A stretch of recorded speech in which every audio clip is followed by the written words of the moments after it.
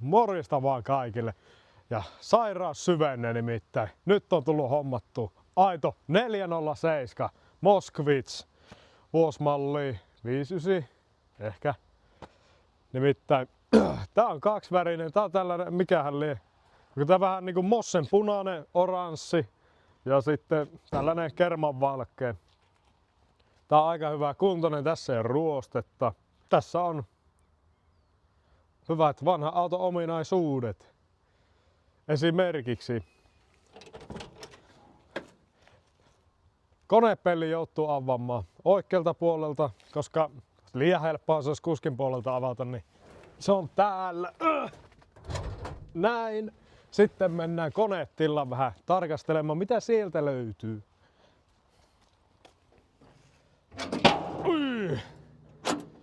Kattokaa miten siisti konetila kerta kaikkiaan. Meillä on pientä roblemaa, meillä just virran mikä saatana. Meillä on pientä roblemaa tässä tällä hetkellä. Nimittäin meidän virtalukko sanoo sopimuksensa irti.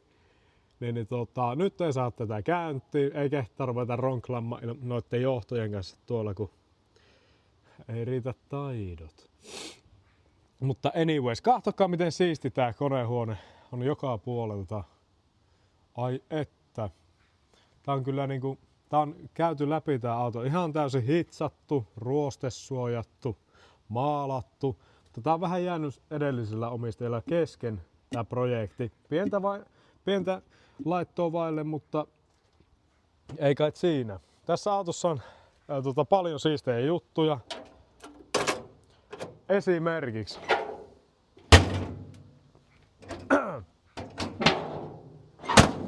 Esimerkiksi putkiradio. Putkiradio on erittäin harvinainen näissä Suomen mosseissa. Tää on aito venäläinen. En vielä tiedä onko toimiva 6 putken radio. Kaikki nupit vääntyy ja kääntyy niin kuin kuuluu. Siellä liikkuu selvästi tuo viisari, joka näyttää millä taajuudella on, ja tää DV ja CV tai SV, en ihan varma mitä nämä tekee. Ja tästä ylhäältä löytyy stögis ja hanska lokero. Wow. Sinne saa vaikka laitettua ne kesälapaset sitten, jos siltä tuntuu. Sitten katsokaa miten kaunissa kunnossa on tää niinku oven verhoilu. Tää on varmasti tehty uusiksi. Mä en ole ihan varma. Mulla ei ikinä tällaista niinku 407 ollut ja ikkunakin menee nätisti kiinni ja auki ja tällainen, ai että miten kiva on tuntunut. Huhhuh. Ratti. Yllättävän hyvässä kunnossa ikkäisen nähden. Mittaristo on vähän ruvennut pakeliitti murtumaan tuosta ja näin. Sitten vilkkuyksikkö. Tällainen aika perinteikäs mikä liekkä, tällainen nänni, jota voi liikutella minne suuntaan haluaa. Tosi siistissä kunnossa sisältä. Penkki vaatii vähän huomioon tietysti ja muutenkin vähän joka puoli tästä autosta. Kattoverhoilu löytyy. Täällä on nimittäin jo edes tämä auton penkki. Tää on nyt täällä väliaikaisesti, täällä on muuta romua. Ja näin. Nyt on Mossen sisusta vähän katsottu. Elikkä siis, miten hieno kaksivärinen auto. Voi. Pitäis minullakin jossain oli muistaakseni nämä värikoodit tiedossa tallessa. En ole varma missä, mutta jossain ne on minulla.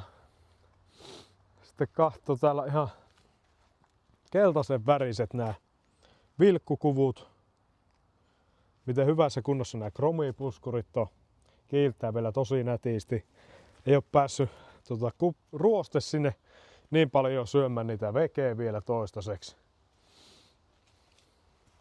Yleisesti auto tosi hyvässä kunnossa ja näin niin kuin yleisilmältä näkee, tosi ryhdikäs ja siisti. Tähän meidän tosissaan pitäisi saada tuo jarrupääsylinteri korjattu ja ekanakin saada tuo virtalukko korjattu. Niin sitten karkeasti sanottuna tän pitäisi olla ajokuntoinen auto. Pitäisi. En vielä todellakaan tiedä, että mitä tämä sitten todellisuudessa vaatii leimalle ennen kuin päästä ajelemaan. Ovet menee nätisti kiinni. Tässä oli tää punainen 407. Sitten muistatte varmaan viime videosta, jos olette kahtonut tämän meikäläisen, miksi me sanoin tätä sekasikiöksi. Tää 403, jossa oli on 407 keula, listotukset ja kaikki. Jotkut sanoo, että tehtaaltakin näitä on tullut tällaisena, sekin on hyvin mahdollista. Mutta edellinen omistaja oli kuulemma itse sen verran muokkauksia tehnyt, laittanut nämä listat ja puskurit ja nämä kaikki. Että tiedä, onko sitten se totta vai mikä liikkeen. Sillä mitään merkitystä. Nimittäin on hieno. Tää on just katsastettu, niin kuin varmaan sanoin, en muista sanoinko. Täällä me on nyt päivän ajellut. Latausongelma oli tuossa vähäsen, mutta siitä selvittiin onneksi. Ja nyt lähtee nimittäin tosi hyvin käyntiin. Pakko näyttää Moskvitsiksi, miten hyvin lähtee auto tulille.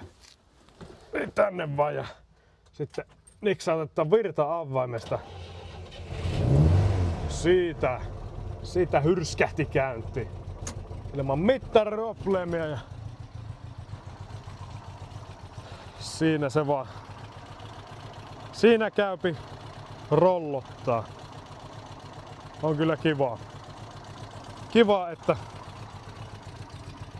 nyt on tällainen ajokuntoinen Moskvitsi. Nämä on nimittäin aika harvinaisia. Olen saanut sellaisen käsityksen.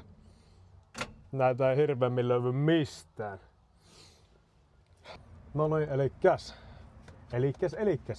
Nyt käydään nimittäin 403 koeajolla. Miten tää pelaa tää vehe. Läksipä nätisti käynti, ai että. Öljyn paine nousee sieltä. Vettä valot pialle. Vesi on lämmin.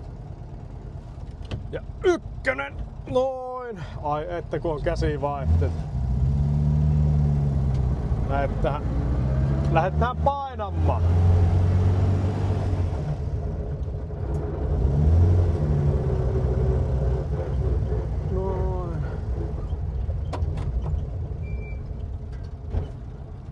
Vilkku vasempaan.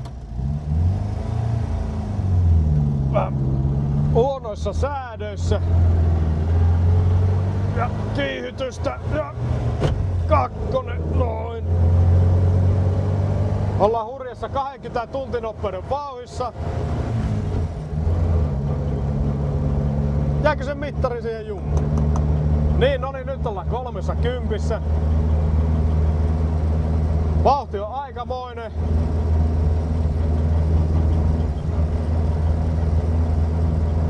Nätisti tää kyllä liikkuu.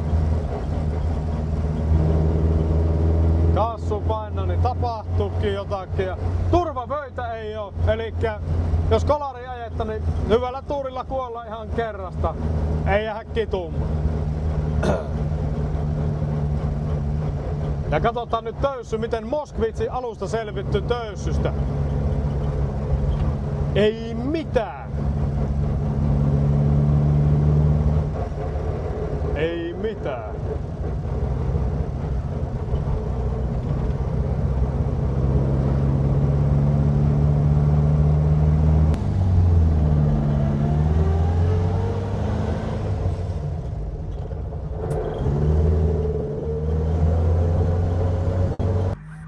Joo, tosiaan meidän oli tarkoitus ottaa niin noita vähän video, kun ohi ajettaa ja toinen kuvaa tiesivussa, mutta sitten perkele se olikin Mosse, joka joutui tiesivuun.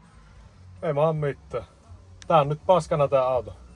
Ja ei oikeesti polttoainepumppu, vaan ei jaksa nostaa polttoainetta kaasarille. No nyt otellaan sitten hinnausta. Ei kai siinä. Tää oli niin tyypillinen Mosse-video kuin ollaan ja voi. Levisi tänne kirjallisesti tien sivuun.